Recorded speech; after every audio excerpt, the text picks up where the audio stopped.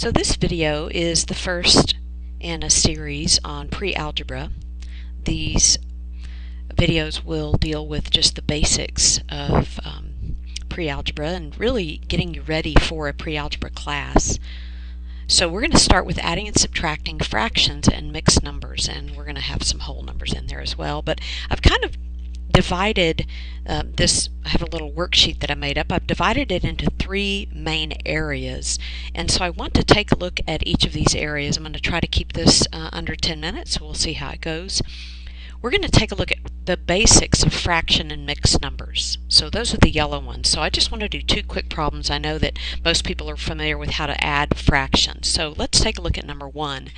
I prefer to add fractions in a vertical manner. So I'm going to do this, and that's only because I want to be able to write the equivalent fraction to the side and come up with a common denominator that way. So I look at my 3 and my 9, and I realize that the common denominator is going to need to be 9.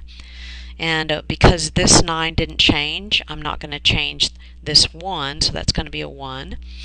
3, however, was multiplied by 3, so I'm going to multiply the top by 3, and that's going to give me my new top number, which is 6. Okay, so now I'm just going to say 6/9 added to 1/9, and that's still addition because it's right there. So we have 7/9. Now that fraction won't reduce, so I'm going to go ahead and claim it as my answer, and that's correct. Let's go down to another one, and this one looks a lot more complicated. It's just a mixed number with a fraction subtracted from it. So let's take a look. We're going to still set the fraction up the same way that we did on the last problem, right? But I'm going to line up the fractions with the fractions. Now that's going to be real important later when we talk about having to borrow. So I still need a common denominator. I'm not going to forsake writing the whole 22, the whole number. Don't leave that off, because it's not equal unless you include the 22. So I'm going to go ahead and now find my common denominator. Well, my common denominator ends up being a 24. So I'm going to go ahead and write the 24 down there. 24. So that's my new denominator. Well, if I look right here at this number here, 8 became a 24. How did it do that? Well, the only way you can make 8 a 24 is multiplying by 3. So I'm going to do the same to the top, because as you can see, I have an equals, and it has to be equal, so I'm going to keep it equal. 5 times 3 is 15. So now 5/8 is the same as 15/24. Let's do the same to the top equation. You notice that a 12 has become a 24. Well, how did it become a 24? I multiply it by a 2 at the top to get it to become a 24. So I'm going to multiply the 11 by 2, and I'm going to have a 20. Oops, excuse me. I'm going to have a 22 here. So now I'm ready to subtract. So I have 22/24 take away 15/24, and that's going to be 22 and 7/24. So I just subtract the top number, right? The bottom number tells me the size of the slice that is the fraction. So now let's go ahead. That's just some basics of getting a common denominator. There was one addition one I gave you there, and one subtraction. Okay, so let's take a look at the next category. The next category would be subtracting with borrowing. So I'm going to start with one that's kind of two categories in one, and I'm going to start with number 8. So it's the first one I see here. So let me go ahead and do that. I'm going to write this vertically, just like I did the other fractions. Now, the main thing about this blue category is that I want you to remember what in the world fractions really represent. So if I give you the number 3, and I call it 3 pizzas, and then I say, oh no, but I have 1/2, so that's 3 1/2. But I also could take that last pizza and slice it. And now I'm actually going to call this, it's the same number, but it's really 2 3/2. So we need to remember what fractions really are. And then this problem number 8 becomes very, very simple. So what I'm going to do is I'm going to take one of those pizzas, and I'm going to borrow it.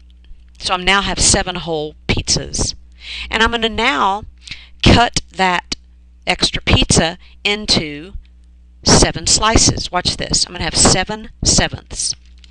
In other words, instead of 8 whole pizzas, I have 7, and then I have the last pizza sliced up into 7 slices. It's the same amount of pizza. So what it allows me to do, though, is to take the fractions and subtract them. I have 7/7, take away 2/7 is 5/7. Isn't that simple? And then I just say 7 take away 3 is 4. And my answer is 4 5/7. All right, let's take a look at another one that is subtraction with borrowing. Number 6. So I'm going to set this up in the order that I see it. I'm going to write it vertically, as you can see. So I'm going to recopy the 10, and now I need a common denominator. Well, the common denominator for 7 and 8 looks like it's going to be 56. Is that a 56? So let me write that in here. Now, I need this fraction to be equal on the bottom here. This one has to be equal to this one. So I look at the 8 on the first one, and I see that this 8 became a 56. How did it do that? It multiplied by 7. So I'm going to multiply the 5 by 7. That's now equal. I'm going to go ahead and leave that red. So now on this top one, 7 became a 56. How did it happen? By multiplying by 8. Therefore, I'm going to multiply the top by 8 because it is an equation. It has to be equal. So that's 32. So now, let's take a look, and I'm ready to subtract, right? Because this is a subtraction problem. Here's the problem with the subtraction problem. I have 10 and 32/56 take away 35/56. Well, if I took the time to draw this out, you can see that there are not enough slices. There are only 32, and I want to take 35 from it. So what I'm going to do is I'm going to borrow. Instead of 10 whole pieces, I'm going to call it 9, and I'm going to slice that last pizza up into slices that are there are 56 of them in a whole pizza, so to speak. So I'm going to take that 56/56 and I'm going to add it to what was already there. And when I do that, what I really end up with is 10.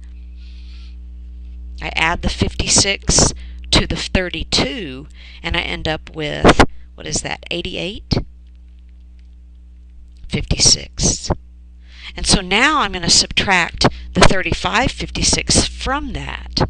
And do you see how easy that is? Now we have 53/56, and I have 9. Oops, I'm sorry. I should have copied the 9. There we go. The 9 and 53/56. Okay, let me do this one down here. I'm running out of room. 4 2/7 take away 3/7. As you can see, there's already a common denominator of 7ths, so I don't need to rewrite it, but I do need to borrow. 2/7 take away 3/7. I can't do it. So I'm going to borrow. I'm going to take that and make that a 3, and then I'm going to slice it up into 7 slices, right? That's because there's already a 7 slice pizza there. So I'm going to take the 7/7 and I'm going to add it to what's already there, and that's going to give me 9/7. So I have 3 and 9/7 take away 3/7, and that's going to give me 9 take away 3 is 6/7. So there's 3 and 6/7, and that's my answer. So I didn't box the other answer, did I? Let me give you one more that's kind of a combination of borrowing and this last category. The last category is super simple. Oops, I'm not going to have enough time, I don't think. Let me try. I'm going to say 10 take away 9 and 3/8. Remember, keep the whole numbers lined up and the fractions lined up. Now, as you can see right here, I don't have anything from which to take the 3/8. That's a problem. Okay? It's not a problem I can't solve, though. I have to borrow, though. So I'm going to borrow and make that a 9. And what am I going to put over here? I'm going to take the 8/8 and add it to what's already there, which was nothing. And so basically, I'm just calling that 9 and 8/8, and it's super simple. I could have done this in my head, and that's going to give me 5/8. 8/8 take away 3/8 is 5/8, and that 9 minus 9 is 0, so my answer is 5/8. Okay, let me quickly run through the last category, which is combining with whole numbers. Whenever we have whole numbers combined with fractions and mixed numbers. We saw it a little bit in number 8. I'd like to show you on number 5. This last category is separate because I want you to think before you try something. Please do not try to make that an 8/1. If you're doing that, then you're not thinking first, perhaps. If I take 8 and add it to 4/9, folks, that's just 8 and 4/9. So let's let the math be as easy as it really is. So let's think first before we try to pull out some little formula. 5 and 2/3 take away 3. Line up the whole numbers. What do I get? 2/3 take away nothing. You're saying, but Miss Savelle, why is it that I could put a nothing there and not have to borrow? Because I already have 2/3. 2/3 take away nothing is 2/3.